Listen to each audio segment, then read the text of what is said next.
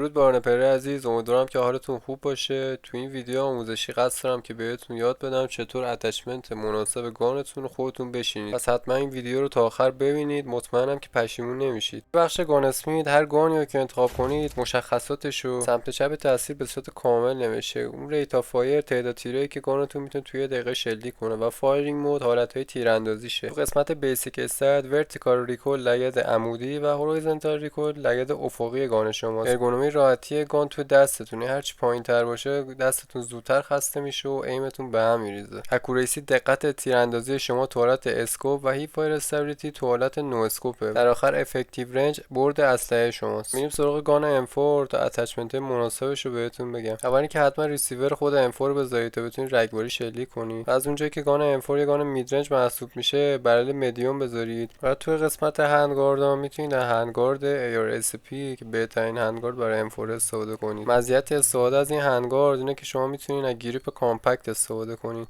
که یکی از بهترین گریپ های این بازیه و کنترل ریکول و ارگونومی رو خیلی بالا میبره. توی بخش بعدی گاز بلاک که حتما باید بذاریدم، این گاز بلاک رو استفاده کنید و مازل رو باید بر اساس مپی که پلی میدید انتخاب کنید. اگه مپ بزرگ مثل نورفریج یا ولی میخواین پلی بدین، پیشنهاد میکنم که از سوپرسور استفاده کنین تا موقع تیراندازی موقعیتتون لو نره.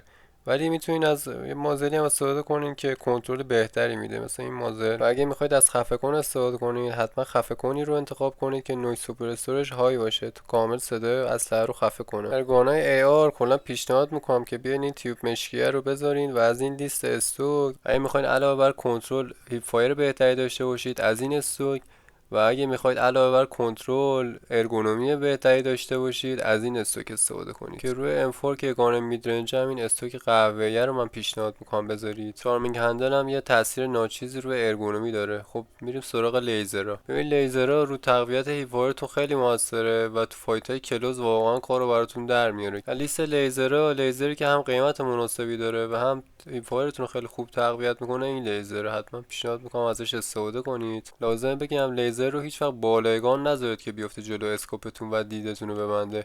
لیزر رو همیشه سمت چپ یا پایین گان بذارید. یه نکته مهم که خیلی‌ها نمیدونن اینه که فکر میکنن اگه دو تا لیزر روی گانشون بذارن هیپ فایرشون بیشتر تقویت میشه. ببینید الان هیپ فایر گان من 82، من میام یه لیزر دیگه هم میذارم، این عدد هیچ تغییری نمیکنه و بازی فقط اون لیزری که بیشترین تاثیر داره رو حساب میکنه.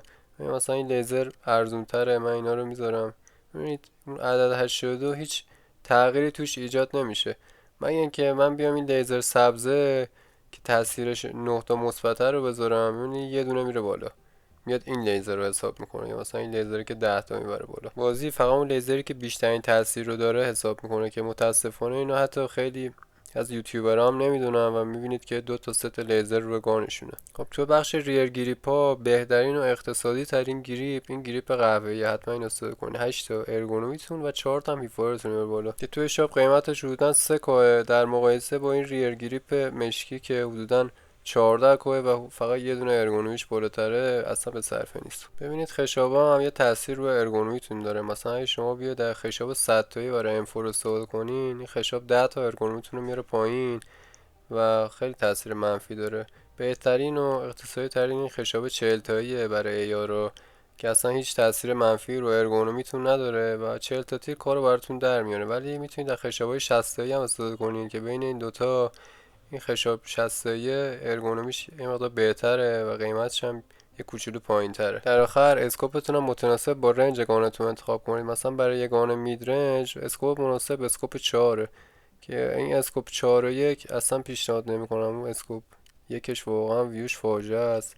این اسکوپ 4 هولو استفاده کنید که هم 4 ایکسش هم هولوش ویو خیلی خوبی داره. خب این M4 که چیدیم یکی از بهترین گانای میدرنجه و به جای اینکه بیاید برل کوتاه روی این M4 بزنیم تا تو مپ‌های کوچیکم استفاده کنیم، با همین هزینه از گان F2000 استفاده کنید که فایر ریت بالاتر و هیپ فایر بهتری داره و تو فایتای کلوز بیشتر به دردتون میخوره. و به جای اینکه برل بلند روی M4 بذارید، میتونید از گان AUG که رنج و اکوریسی خیلی بالایی داره و تو فایت های دور بیشتر به دردتون میخوره استفاده کنید. این گان AUG هم مثل F2000 اتچمنت های خاصی نمیخواد، چون میگم این گان رنجش بالاست و به درد مپ های بزرگ میخوره. اسکوپ 6 بذارید و لیزر هم نیازی نیست بذارید، چون لیزر ارگونومی گانو میاره پایین و این گان هیپ فایرش به اندازه کافی بالاست و نیازی به لیزر نیست، بدون لیزر هم کارو براتون در میاره. و مازلم چون گفتم تو مپ‌های بزرگ اینکه موقعیتتون لو نره خیلی مهمه، میتونید از خفه کن استفاده کنین، یا چون این گان خیلی اتچمنتی نمیخوره از لگدگیر استفاده کنید که کنترلش رو بهتر کنه. به غیر از ایجی، یکی از گانهایی که مناسب مپ‌های بزرگ و پر استفاده است گان محبوب M110. این گان فایر ریتش پایینه و خودش هم لگد زیادی نداره و خیلی راحت میشه کنترلش کرد. پس اتچمنتاشو رو معیار ارگونومی و رنج میذاریم. پس حتما از برل بلند استفاده کنید که رنجش و دقتش رو بالاتر میبره. و تو هندگارد رو انتخاب کنید که ارگونومی بهتری بده و دستتون دیرتر خسته بشه. تو انتخاب گریپ هم ما معیارمون رو روی کنترل لگد نمیذاریم. میگم لگد خاصی نداره. از بین گریپا گریپی رو انتخاب کنید که علاوه بر کنترل لگد ارگونومی خوبی هم بهتون بده. الان بین این گریپا، این گریپ مثلثیه 3 تا ارگونومی رو میبره بالا، کنترل لگدمون هم خوب میکنه و این دوتا گریپ خیلی گرون برامون در میاد و یه دونه بیشتر از اون گریپ مثلثی ارگونومی بالاتری بهمون میده. پس حتما رو امساده از این گریپ مثلثی استفاده کنید که حتی نیاز به اون مود 4 که 2 کام پول اونه نداره و 2 کام اینجا صرفه جویی میشه. یکی از اشتباهاتی که اکثرا دیدم انجام میدن، میان از این استوکایی که برای کنترل ریکویل استفاده میکنن. چند بار گفتم M110 ریکویل خاصی نداره، شما باید معیارتون روی ارگونومی باشه تا دستتون دیرتر خسته بشه. این الان استوک جنتوکال مشکی که فابریک رو M110 3 تا ارگونومیشو میبره بالا، ولی شما بیاین استوک جنتوکال قهوه‌ای استفاده کنید که 5 تا ارگونومیشو بهبود میده و خیلی بهتره. شاید شما بگید خب من میام این تیپ مشکیه رو میذارم، این استوک کاربین رو استفاده میکنم که ارگونومیشو 8 تا بهبود میده، ولی این استوک خیلی براتون گروب در میاد و زیاد به صرفه نی. تو ریر گریپ هم باید معیارتون روی ارگونومی باشه تا هیپ فایر که میتونید این دوتا ریر گریپ که عملکردشون رو ارگونومی یکی استفاده کنید. بین خشاب 20 تایی که 3 تا ارگونومیشو میاره پایین با 10 تایی پیشنهاد میکنم از خشاب 20 تایی استفاده کنید که یه وقت توی فایت تیراتون تمام نشه. از اونجایی که این گام برای مپ‌های بزرگه و لگدی هم نداره، حتما از سوپرسور استفاده کنید که بین این دوتا سوپرسور MK14 با خاطر کوتاه بودنش بهتره و عملکرد جفتشون هم یکیه. و لیزر هم که اصلا استفاده نمی‌کنیم چون این گان برای مپ‌های بزرگه و اصلا لیزر کاربردی نداره روی این گان، چون ارگونومیش هم خراب میکنه و لیزر هم نمیذاریم. میریم سراغ اسکوپ. بهترین اسکوپ برای M110 اسکوپ 16 و 7. اگر از اسکوپ 16 استفاده میکنید نهید این ریلر رو انتخاب کنید، یه اسکوپ یکم بذارید اون بالاش که این 4 تا ارگونومیشو بیشتر خراب کنه. اما اسکوپ 16 با ریل معمولیش بذارید. همینجوریش هم اسکوپ 16 15 تا تاثیر منفی داره. من پیشنهاد میکنم از اسکوپ 7 رو M110 استفاده کنید که هم ارگونومی بهتری داره، هم میتونید روی اسکوپ 2 سویچ کنید و فایتای کلوز هم خیلی راحت در بیارید. تو چارمینگ هندل هم هندل تاکتیکال استفاده کنید که ارگونومی بهتری میده. خب یه توضیح هم درباره اتچمنت های مناسب برای گانهای کلوز میدیم. میریم سراغ گان MP5. ببینید توی نبردهای کوتاه بیشتر فایت رو هیپ فایره و ریکویل خیلی مهم نیست. رو گانهای SMG زیاد هزینه نکنین. الان روی این گان MP5 من میام این هندگارد رو انتخاب میکنم که بتونم یه لیزر خوب و یه گریپ بذارم. بهترین گریپ برای SMG این گریپ آلومینیومه که اون چک کردن هم اگه تونه 30% سرعتش رو میبره بالاتر. پس روی گان SMG از این گریپ آلومینیوم که قیمتش هم مناسبه استفاده کنید که زودتر مگتون رو چک کنید. و لیزر هم اختصاصی ترین لیزر این لیزره که 3 کوه و 8 تایپ فایرتون رو تقویت میکنه. از اونجایی که SMG ها فقط مناسب مپای کوچیکه، استفاده از خفه کن خیلی کاربردی نداره. مثلا این سوپر استور استفاده کنید که کنترل لگد بهتری بهتون میده. تو بخش استوکا، این استوک فابریک MP5 متأسفانه فولد نمیشه. این دوتا استوک اول استفاده کنید که میتونید جمعش کنید و بعد زدن انمی استوکش رو فولد کنید بذارید توی کولتون و دوتا گانی که انمی لوت کردین رو بگیرید دستتون رو جای بیشتری داشته باشید. و توی خشابا حتما خشاب 50 تایی استفاده کنید چون خشاب 30 تایی تیرش زود تمام میشه و به خاطر پایین بودن کالیبر گلوله‌های MP5 خشاب 30 تایی ممکنه به کشتنتون بده. گفتم SMG ها اکثرا فایتش رو هیپ فایره و اسکوپ خیلی مورد استفاده قرار نمیگیره. این MP5 هم آیروسایت خودش خیلی خوبه، ولی اگه بخواید اسکوپ استفاده کنین بیایید این پایه‌شو بلند بذارید تا اون اسکوپی که میذارید روی گان این آیرون سایتش نیاد جلو اسکوپ و ایمتون رو خراب کنه. ببینید الان این پایه کوتاه گوشم، این آیرون سایت اومده جلو اسکوپ، ولی پایه بلند بذارم این آیرون سایت MP5 یه جلو اسکوپ همون نمیگیره. یا اینکه بیاین از اسکوپ استفاده کنید که خودش پایه بلندی داره.